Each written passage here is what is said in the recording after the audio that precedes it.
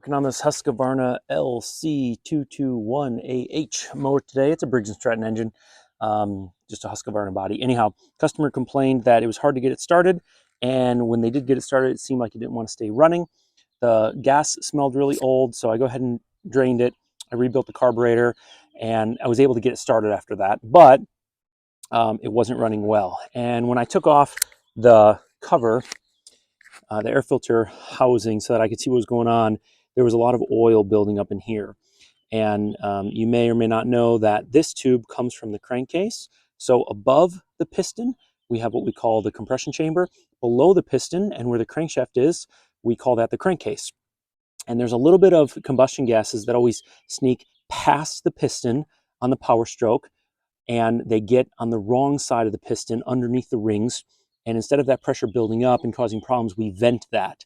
And since there's a little bit of combustion gases in there, a little bit of emissions, we vent that into the carburetor so that we can basically reburn it. You could kind of think of it like a reburner or an afterburner. Sometimes on a car, well, most of the time on a car, this would be called a positive crankcase ventilation system, PCV valve. You don't really have a valve on this one. It's not as complicated, but it's just a crankcase breather. Anyway, I had oil pouring out of here.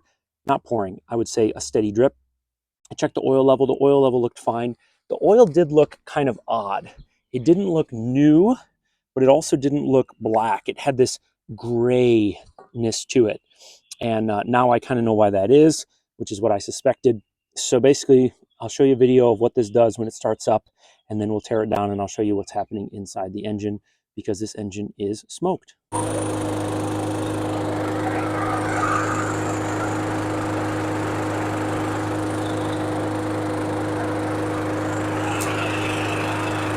So it's as I feared. If you look over here at something like 9 o'clock in the cylinder wall, you can see some scratches. They're pretty bad. You can actually feel them. There we go. You can actually feel them with your fingers.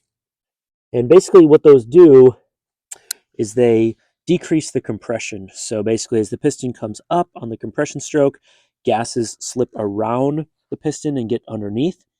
If those scratches were bigger, you'd have even lower compression, and the whole machine wouldn't even start. And if you were to take your compression reading, it would be super low, and someone would say, well, you have low compression.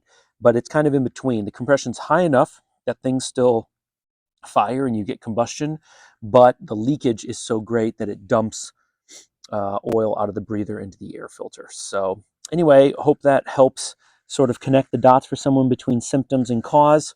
What caused the cylinder damage? I don't know. Sometimes customers run lawnmowers without air filters. They think it's not a big deal. I've run into that a few times where someone has told me that they did that, and I've seen similar damage.